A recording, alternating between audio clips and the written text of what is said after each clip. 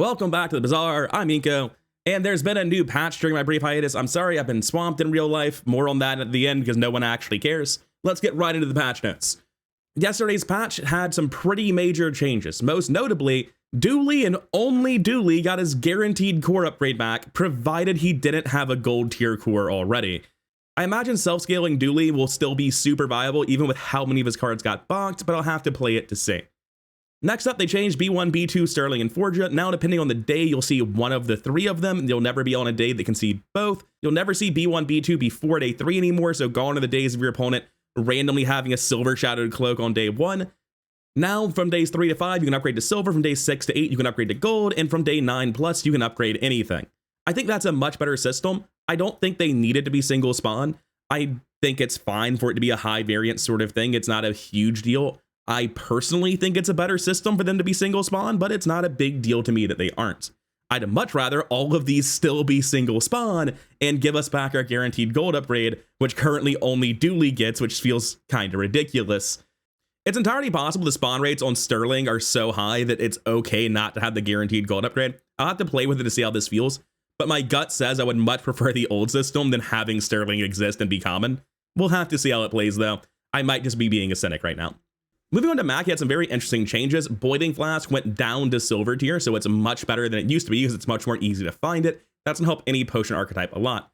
Bottle Explosion went up to gold tier, which is probably fine. It wasn't a particularly good item to begin with.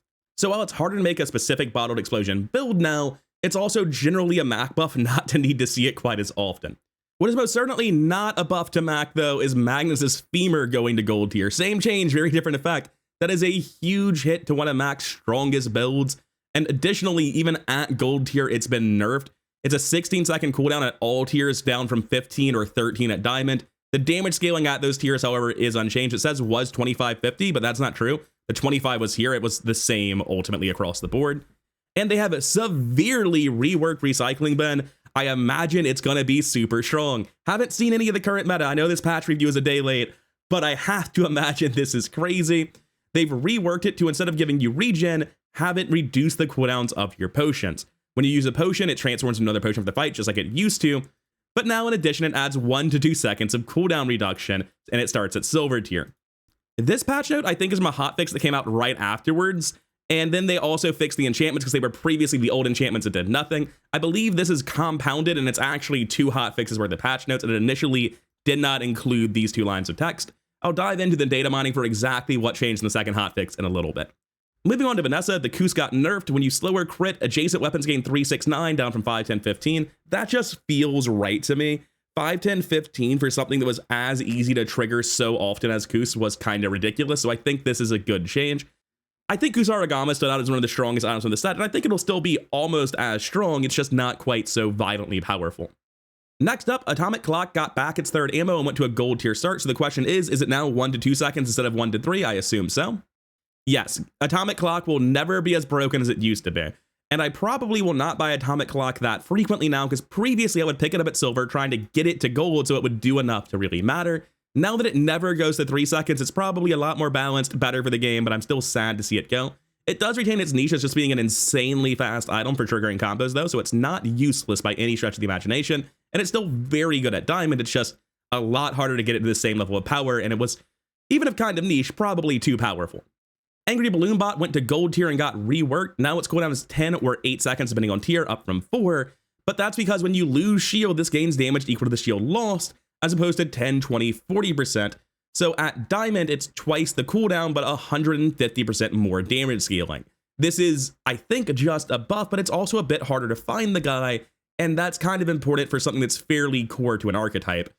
Next up, the normal Balloon Bot also got a change. Now it has a flat 20 shield, and while you have shield, the item's cooldown is reduced by 3 seconds. And for those who don't recall, Balloon Bot was and still is a 5-second cooldown. So no longer do you want to run this in a weapon build. Now you want to pair the Balloon Bots, and you want Balloon Bot to the right of your armored core specifically. There's like an actual clear build path for this. I think this is a much healthier design for the 2 cards, where they're like actually standing a chance of being useful. Speaking of massive buff to Brick Buddy, he no longer requires friends to be adjacent. That's going to help him tremendously because so many of the best friends are already adjacency locked anyway. On top of that, it's just more scaling. And even more so, it got buffed at higher tiers. 5 more shield per tier, going up to 40 shield at diamond tier. It's a much better card than it was. Next up, Clarence got a cooldown buff, but a damage scaling nerf, which is kind of weird for me to process at a glance. My gut says that this is a nerf, right? At least at diamond tier, pretty transparently. It is 20% faster than it used to be, but it has 33% less scaling than it used to have. It's not a major nerf, and generally I prefer my weapons to be very, very fast, so I do like that it's faster. It does feel really weird to me to see it get buffed in one way and nerfed in another simultaneously, especially since it wasn't a card that stood out to me as in need of a nerf. And Clarence was right on the edge of viability previously, but I think he might be nerfed with his new state, unless I'm misreading this somehow.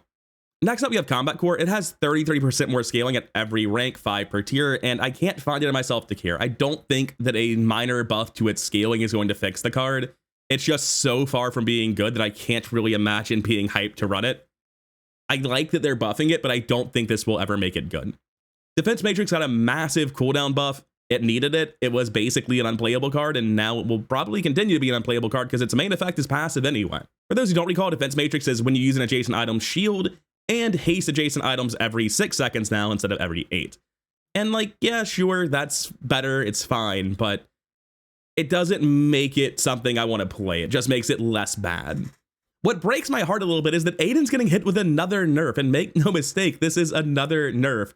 Now at bronze, he's all the way down to 6 seconds. His healing's a flat 30 now, which is a minor buff at bronze, the same at silver, worse at higher tiers, but most importantly, his haste duration's a flat 1, down from 1, 2, 3, 4. So, yeah. Compared to, like, the days of old with, like, 3 seconds scaling haste duration, Aiden, this card is just so weak. I don't know why they're specifically coming for Aiden so hard, but they're re-implementing the guaranteed core level up without nerfing gold, weaponized, or ignition cores. Like, I genuinely don't... I have some confusion about the recent balance changes. I'll leave it at that. First, Aiden didn't deserve this.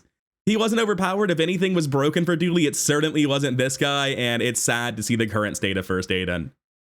Oh man, I think long gone are the days of always get First Aiden. He was so good 2 months ago. What happened to my boy? Look how they massacred my boy. Mech Moles are eating good though. Mech Moles are down to a 5-second cooldown from 7, and previously it just dealt a small amount of damage as its main effect. Now it deals damage and shield. But most importantly, now when this gains haste, your weapons and shield items gain 10, 15, 20 damage or shield, up from 4, 8, 12. That is a very substantial buff. And now it's benefiting from the shield scaling itself as well, as opposed to just the damage scaling. Mech Moles look like a very real card going into this next patch. And before I start talking about how I feel about the patch as a whole, let me quickly check data mining. Worth noting that Angry Balloon Bot got better status duration enchants because they made it much slower, and the opposite is happening to Balloon Bot in just a second, where it got much faster, so its status buffs got worse. And that's really it for undocumented stuff. They were really good about actually explaining the patch notes this time. So how do I feel about the patch? I wish the level 7 gold upgrade was back for everyone and not just Dooley, because let's be clear, Dooley was using it on the core anyway. And the argument that like, oh, it's so important for Dooley specifically. Well, it used to be so important for Magnus' streamer. That was my number 1 example, but they moved that one to gold.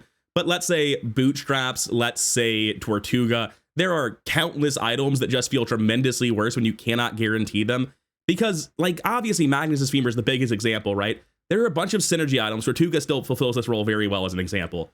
Where if you're playing Tortuga, your whole build exists to support Tortuga, and Tortuga's numbers are really important.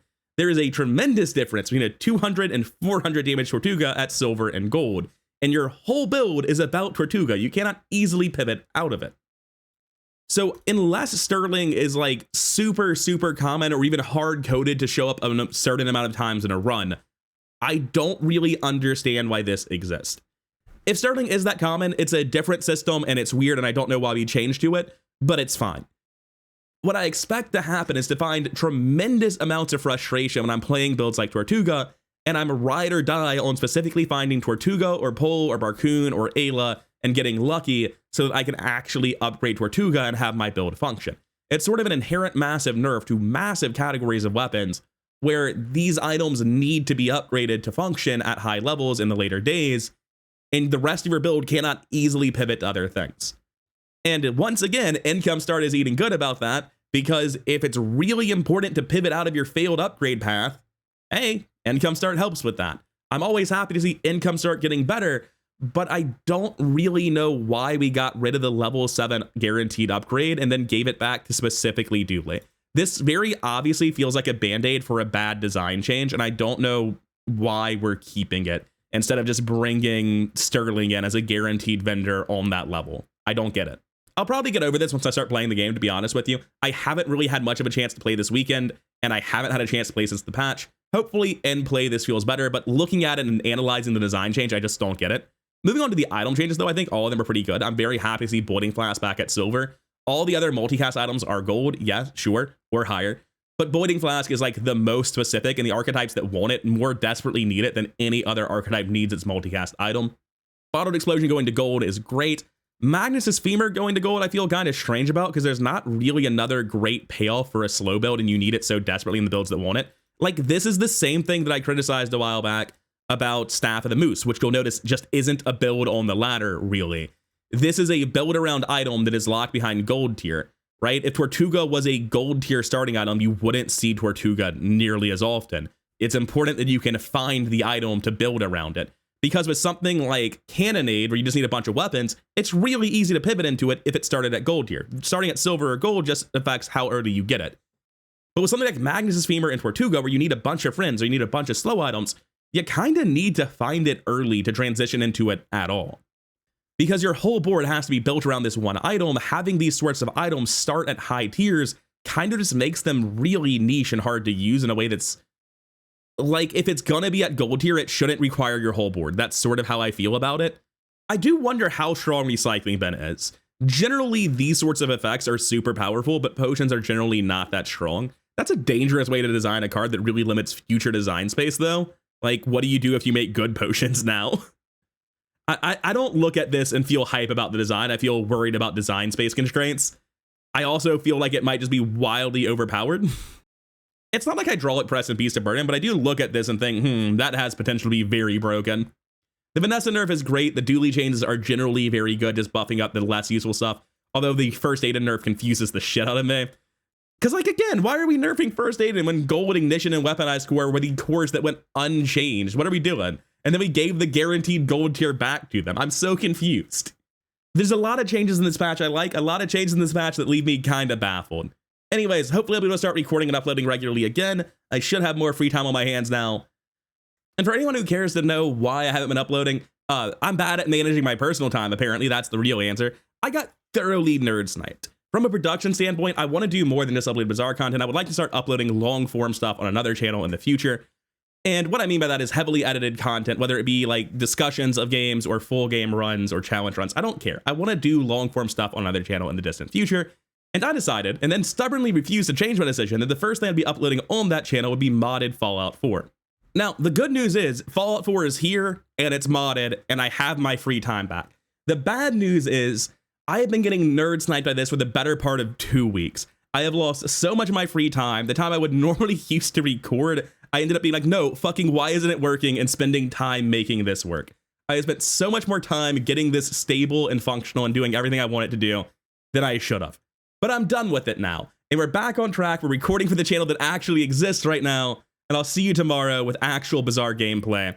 Sorry for the brief unintended hiatus. But at some point, I was like a week and a half into modding Fallout 4, and I was like, no, we're not giving up. Fuck everything else. I'll use every waking moment of free time I have to get this game running and not crashing. And I'll probably have an entire video going up on the channel rather incoherent in the near future about my experience modding this game and what a fucking nightmare it's been.